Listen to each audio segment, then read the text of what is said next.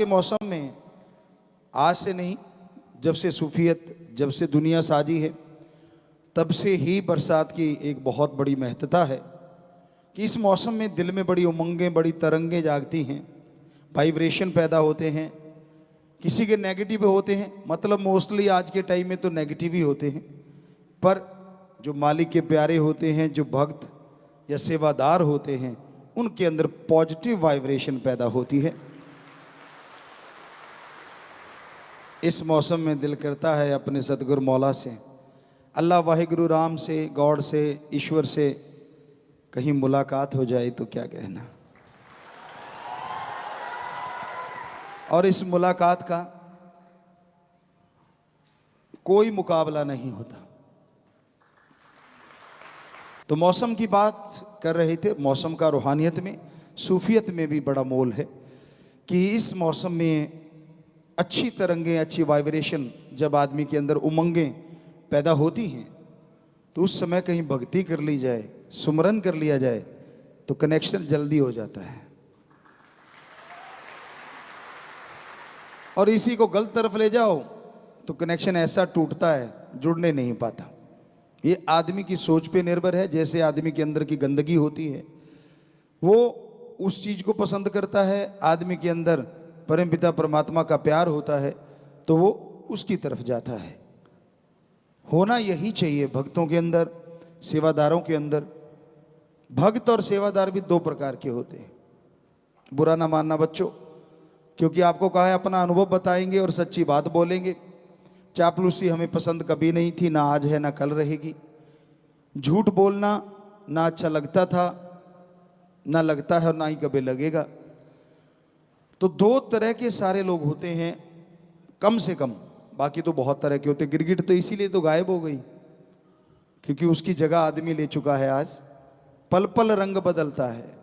बात करते करते कभी यू टर्न ले जाए, सामने वाले को देखा अच्छा इसका रंग बदल रहा है, तब पता चलता है जब यू टर्न ले जाता है, बात करते करते। बात चल रही थी भक्ति की। भक्त भी दो प्रकार के, सेवादार भी दो प्रकार के होते हैं। एक होता है भक्ति करना मजबूरी में कि यार टाइम पास, अरे आधा घंटा तो लगाना पड़ेगा यार, पिताजी हर बार कहते 15 मिनट तो लगा दो। उनकी निगाह मिनटों में ज़्यादा रहती है, भक्ति में कम रहती है। ठीक है, भक्ति जितनी कर ली हो नहीं सकता, और कोई भी चीज़ करी हुई का रिजल्ट आए ना आए, की गई भक्ति का रिजल्ट 100% आता है। पर एक भक्ति होती है इंजॉय, कि यार आपा अपने सदगुरु को खुश पाना है, रूहानी नज़ारे लेने हैं। वो उसकी रजा, वो नूरानी में आए, रूहानी में आए, दुनियावी रूप में आए, किसी भी रूप में आ जाए, उसको पाके रहेंगे। और आपा तो उसकी मस्ती में, उसकी अनहद सुन के रहेंगे। एक मस्ती में सुमरन करना, एक खुशी में सुमरन करना, चाहे 5 मिनट क्यों ना हो जाए, उसका कोई मुकाबला नहीं। एक नींद 8 घंटे पड़े रहते और करबट पे करबट देते रे कि इधर उधर, चद्दर बेचारी सुबह उठते हैं उसके इतनी सलवटें पड़ी होती हैं पूछो मत। और एक 4 घंटे या 6 घंटे इतनी डीप स्लीप सोते, कहते घोड़े बेच के सो गया। किसी डॉक्टर से, किसी भी पैथी में पूछ लो, वो जो डीप स्लीप है 4 या 6 घंटे की, वो 18 घंटे की नींद से अरबों गुना ज्यादा अच्छी है। तो उसी तरह भक्ति है। एक होता है दिखावा करना, मैं ये कर रहा हूं, लोगों को लगता है यार ये तो बड़ा नजदीक है। आपको पीछे भी एक बार ये टॉपिक चला था, बड़े पाँव से छूने लग जाते हो आप, यार ये तो पिताजी के ऐसे नज़दीक होगा, ये फलाना। बिल्कुल आपकी गलत सोच है। नज़दीक है तो दिल में सत्कार होना चाहिए, झुकना है तो अल्लाह वाहिगुरु राम यार होना चाहिए। हम ये नहीं कहते कि तने रहो, वैसे तो हर का किसी का सत्कार करो, हाथ जोड़ के नारा लगाओ। वैसे हमने नारे का भी एक तरीका सोचा था, आपको बताएंगे फिर, कि भाई खास करके जिनके लॉकेट पहने हुए हैं, जो सारे धर्मों को, उसका मतलब ये हो जाता है कि इसने लॉकेट पहना तो इंसान है। इंसान का मतलब हो गया सारी सृष्टि, सारे ऊंच नीच को एक समान मानने वाला। तो इसलिए वो इंसान दर्जा दिएगा। और पशु तो आप पहले भी नहीं थे, आदमी तो पहले भी थे, लेकिन आदमी आदम से पैदा हुआ, मनुष्य मनु से पैदा हुआ।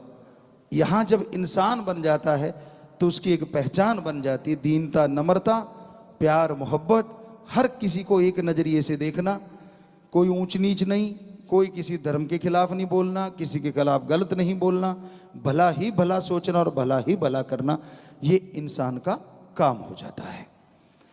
तो भक्ति में बड़ा कुछ होता है। कई दिखावे के लिए भक्ति करते हैं कि यार सामने वाले पे प्रभाव पड़ना चाहिए, मैं भक्त हूं, और बाकी प्रभाव तो जिस पे पड़ना चाहिए भक्ति का, उस पे ही पड़ना चाहिए ना। दूसरों को खुश करने के लिए जो भक्ति करते हो ना, वो भक्ति नहीं, वो जीरो है, वो बिल्कुल ही जीरो हो जाती। कुछ ना कुछ तो मिलता है, आपको बोला तो मिलना है, लेकिन वो आत्मा को मिलेगा, इस शरीर में जीरो हो जाता है। कि देखो मैं बैठा हूं समाधि लगा के, पहले देख लिया, अच्छा इतने लोग देख रहे हैं, बातें अंदर कुछ और ही चल रही हो, लेकिन दिखावा कि अच्छा दूसरे देख रहे हैं, अच्छा। तो ये पाखंड है, ये ढोंग है। ठीक है, सुमरण अगर वाकई राम का नाम चला रहे हो, चाहे वो उसको दिखाने के चला रहे हो, आत्मा के खाते में जमा हो जाएगा, पर शरीर में फायदा नहीं होगा। इसलिए भक्ति दिखावे की नहीं होनी चाहिए। दूसरे भक्त वो होते हैं जिससे पूछा जाए सुमरण करता हूं भाई, झूठ तो बोलना नहीं, पर स्वाद आ जाए कि भाई कब करता है, कैसे करता है। यार जब मेरे मालिक की रजा होती है मैं तब करता हूं, और सिर्फ ओम सतगुरु यार के लिए करता हूं, उसके प्यार के लिए करता हूं। ये थोड़ा ही उठाई गाड़ी, प्यार फुर आया, फिर देखा अच्छा अब मौका आ गया मैं तो जी भक्त हूं, फिर फुर। तो ये भक्ति कैसी भक्ति है भाई? किसने सिखाई, किस ग्रंथ में लिखी, आप बताएंगे जरा? दिखावा दुनिया को पसंद होता है, उस राम को पसंद नहीं होता, सतगुरु को पसंद नहीं होता। हालांकि वो किसी का पर्दा नहीं उठाते, ना कभी उठाएंगे, लेकिन हकीकत यही है कि अगर आप उस परम पिता परमात्मा को खुश करना चाहते हैं, उस मालिक को खुश करना चाहते हैं, तो आप भक्ति करो परम पिता परमात्मा के लिए, सतगुरु के लिए। ये सच्ची भक्ति है। हम तो अपना ही जिक्र करेंगे, आपको पहले ही बोला है कि अनुभव ज़्यादा सुनाया करेंगे, आपको वचन ज़्यादा सुनाया करेंगे। वचन है मस्ताना जी से लेके अब तक और आगे भी अनुभव है, ये वचन है हमारे, चाहे वो साईं जी के हों, वो क्योंकि MS जी उन्होंने खुद बनाया है, तो अनुभव हमारा काफ़ी लंबा हो गया, 48 से लेके अब आप देख लीजिए कितने साल हो गए। तो वो सारा अनुभव कि ये जो बरसात का जब मौसम आता था, बचपन की बात आपको सुनाना चाहेंगे। तो हम राजस्थान में सरसों या जो भी खेती होती इस टाइम में, कपास नरमा बड़ा चल रहा होता है, हरे हरे पत्ते होते हैं, कहीं ज़्यादा आगे तब हो तो कहीं कहीं कोई फूल सा निकल रहा होता है, तो उसमें चले जाते। हालांकि हर बंदे का काम नहीं होता, तो कसौला उठाया, घास निकाल रहे हैं और साथ में यार से लगी हुई है तार। क्या मज़ा आता था, ठंडी ठंडी हवा। हालांकि बीच में जब गर्मी आती थी कीड़े से भी चलते हैं, वो किसान जानते हैं, जिसने AC से बाहर नहीं निकला उसको क्या पता वो क्या होता है। इसके लिए कहावत भी बनी है एक पंजाबी में, हम थोड़ा सा उसको चेंज करके बोलेंगे। सावन भादों की तिड़की ते मतरेई दी चिड़की किसानों को साध बना देती है। सावन भादों की तिड़की, ये कितनी सुंदर हवा चल रही है, कितना बढ़िया मौसम है, बरसात हो रही है, मज़ा आ रहा है, इतनी ठंडी हवा, और ये सारा कुछ रुक के एकदम धूप निकलती है। ओहो, वो भी एक मज़ा होता है, पर वो बड़ा गलत सा मज़ा होता है। शरीर में आग सी निकलने लगती है और इतने कांटे लगते हैं, यूं लगता है कहीं कांटों पे लेट गए। तो सावन भादों की तिड़की, उसे कहते तिड़की, तिड़क जाना, जैसे किसी खरबूजे का फट जाना, एकदम से फटा सा खरबूजा होता तो बॉडी ऐसे फटने लगती है। और मतरेई दूसरी माँ, अगर माँ गुजर जाए और बाप दूसरी शादी कर ले, और वो उस जमाने की बात, आजकल तो पता नहीं क्या क्या चलता है, छोड़िए, आजकल तो जश्न ही जश्न चलते हैं। तो कहने का मतलब उस टाइम हमारे कल्चर में कि वो दूसरी माँ मतरेई उसको बोलते पंजाबी में, कि उसकी झिड़की वो झिड़क दे बिना वजह, बात बात पे टोकती रहे और डांटती रहे, प्यार तो उसने देना नहीं होता, तो किसानों को साध बना देती है। वो किसान घर छोड़ के चले ही जाते हैं। तो वो काम किया करते थे हम, और जब ये तिड़की आती थी तो शीशम के बड़े बड़े पेड़ होते हैं, फिर उसके नीचे भागते थे कि भाई ये तो बहुत ही ज़्यादा यार, क्योंकि 12 बजे होते थे दिन के, वैसे मौसम में पता ही नहीं चलता कि 12 बजे हैं, लेकिन धूप निकलती बता देती बेटा कितने बजे हैं। तो लेकिन हमारा कुछ और था कि जैसे उसमें मज़ा लेते थे तो इसमें भी मज़ा लेते थे कि हाँ सतगुरु यार ने ये भी भेजा है तो इसमें भी कुछ मज़ा लेते हैं। जाके वो शीशम के पेड़ों के नीचे सारे खड़े हो जाते। कई बार तो हम लगे रहते, कई बार हम भी उनके पास चले जाते, तो तब भी यार से कनेक्शन जुड़ा रहता था कि भाई ये तेरी रजा है, आज ये शीशम के पेड़ भी बाहर लग रहे हैं, क्या पानी टपक रहा है ऊपर से, टप करके आगे सिर पे लगता। नहाए तो होते ही थे, बरसात में तो भीगे ही होते थे, भीगे की ज़्यादा धूप करारी लगती है, तो वो पानी गिरना बूंद बूंद, वो उसकी एक आवाज़ आनी, वो नाला या खाड़ा कहते हैं, उसमें पानी की बूंदों का गिरना एक साज सा बन जाता, एक सरगम बन जाती। तो फिर अंदर संगीत शुरू हो जाता अपने सतगुरु यार का। बुल्ले शाह वाली बात है, मन दा की समझाना ते इधर फुट के इधर लाना, कि तूने धूप निकाली तो इसका मकसद है ये, फिर मैं संगीत कैसे सुनते हम, तू सरगम बजा और तू ही अंदर से गा, मजा आ रहा है यार, कमाल है। और दूसरे कहते यार तेरे को कोई फर्क सा नहीं पड़ता। साथ वाले होते, आप लोग नौकर कहते, हम उनको साथी कहते थे, वो चाचा ताऊ नहीं हम कहलवाते थे, वो हम मामा कहलवाते थे कि यार हमें मामा ही कहो, क्योंकि लोग चाचा ताऊ कहलवा के ज़्यादा खुश होते हैं।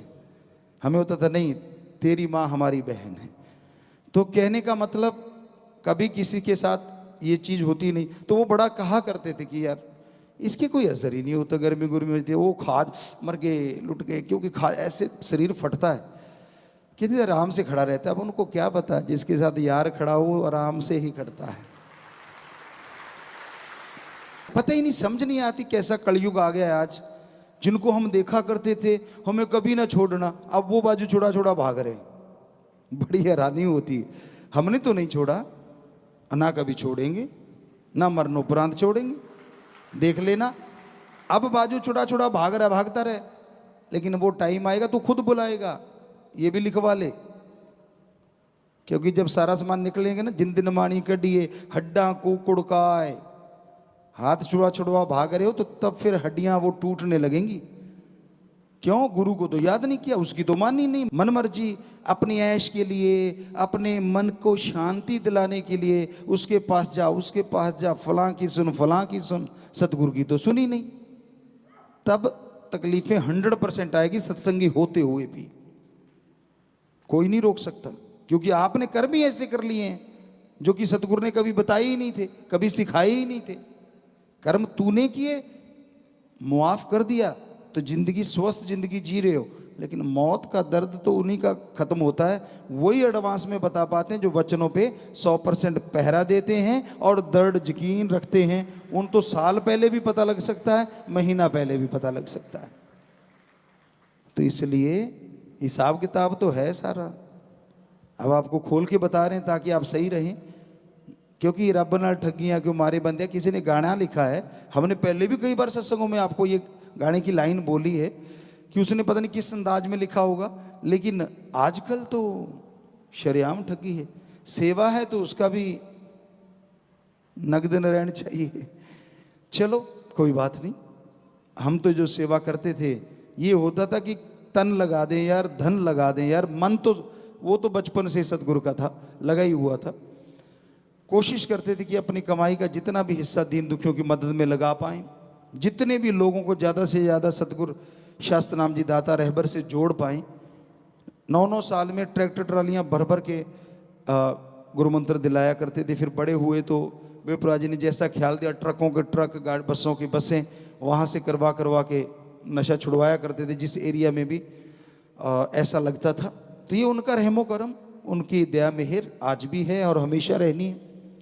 तो हम तो समझा रहे हैं, हो सकता है आपको कड़वा भी लग रहा हो, आज कड़वा लग रहा है, आज मान के अगर आप मान गए, हो सकता है वो जो आपका हड्डों को कुड़काए है, हड्डों को तोड़ने वाली बात सतगुरु बदल दे और आप भी 5-7 दिन पहले बताने लग जाएं कि मैंने जाना है। सतगुरु आके आपको संदेश दे दे पर हमें लगता नहीं, एक ढीठ होता है। कहते ना एक दूध सारा दिन कड़ता है, उसे कहते पड़ के कड़ गया। एक जब सदगुरु के आसपास रहता है ना, उसको लगने लग जाता मैं तो जी नॉलेजेबल हो गया, मेरे को तो अब संतों का सारा ही पता चल गया, मुझे पता है अब क्या कहेंगे, किसको कह रहे हैं, फलां को दिंकड़ को। ये पहले भी चला करती थी चर्चाएं कि अच्छा उसको कहा जा रहा है, अच्छा ये फलां।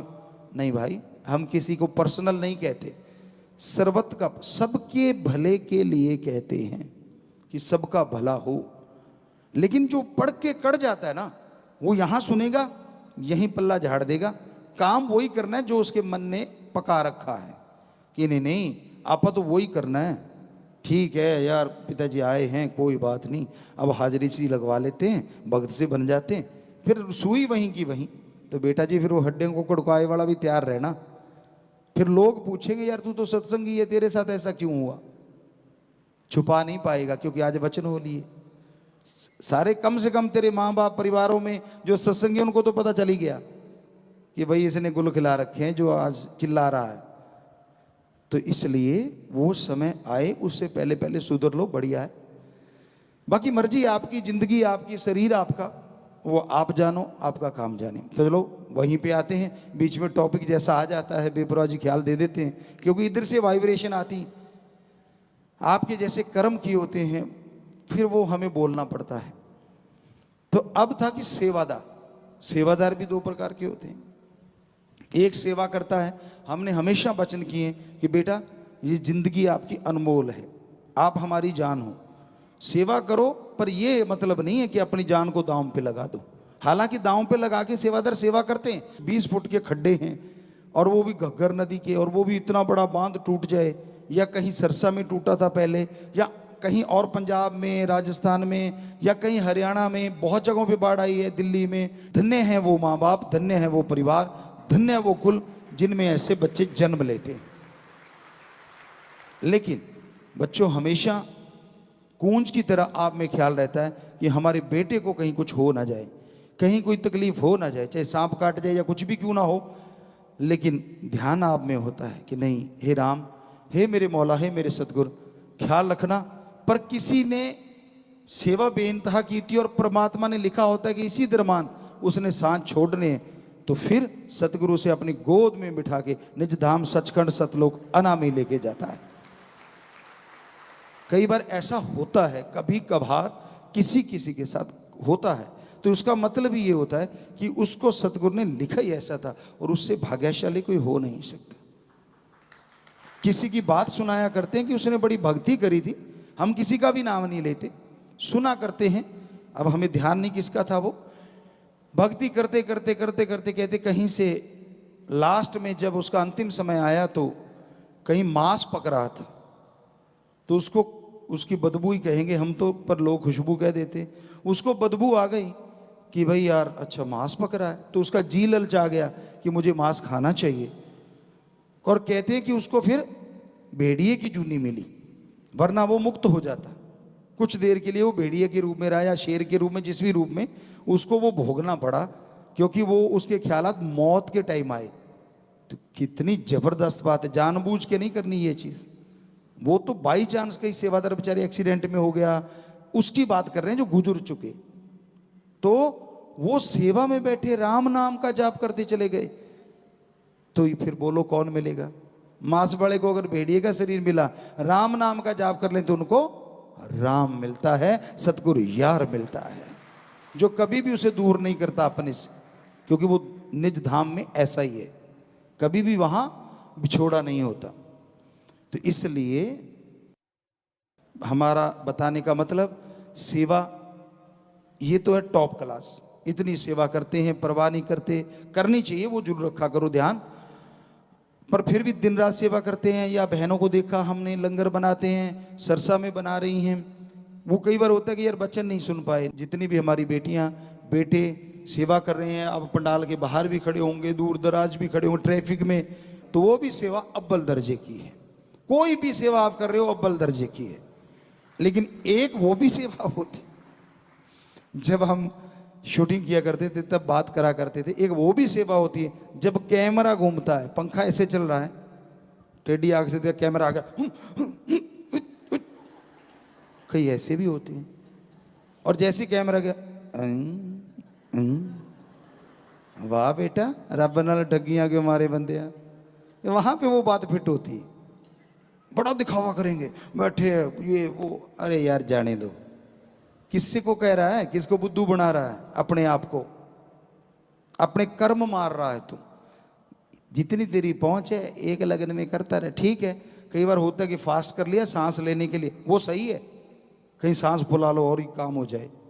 तो एक दिखावे के लिए ज़्यादा सेवा करते हैं तो वो नहीं करना चाहिए। अब रोटी ऐसे बांटेंगे, स्पीड लगा कि कैमरा आ गया, अच्छा ऊपर से जा रहा है। अब बाद में भी, क्योंकि आम नाम चर्चाएं हैं जो आप लाखों कर रहे हैं, उसका फल भी आपको बता दिया कि आगे से कई गुना बढ़ गया। आश्रम में आके संडे के दिन हम चल नहीं, आप में जहरा तौर पे ऐसे नहीं बैठे होते, लेकिन बैठे होते हैं जिनकी निगाह है, और उसका नाम हमने दिया नाम चर्चा सत्संग। वो समझ ही नहीं पाया कोई, क्योंकि हमने सुना नहीं कभी भी कि आप नाम चर्चा सत्संग में आए हो। उसका नाम दिया था हमने, ऑलरेडी चिट्ठी में लिखा था, स्पेशली लिखा था ना, ये पढ़ा होगा शायद, अब आपको समझ आ गई हो जी कि आप नाम चर्चा सत्संग में चल के आते हो, तो उसका फल एक अलग सा है। तो वो नाम चर्चा सत्संग होती है।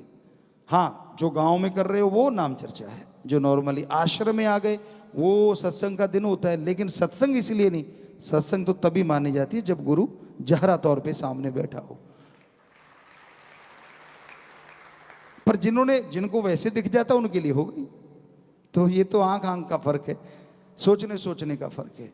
कई बंदे इतने लक्षण करते हैं, बुरा ना मनाना भाइयों, हमने हमारे सामने देखा उनको, उनकी नज़र से देखा। क्योंकि आपको पहले भी बोला है, फकीरों को परमपिता परमात्मा ख्याल दे देते हैं कि ये जो साइन बोर्ड है ना, पता चल जाता है इस दुकान में कौन कौन सा सौदा है।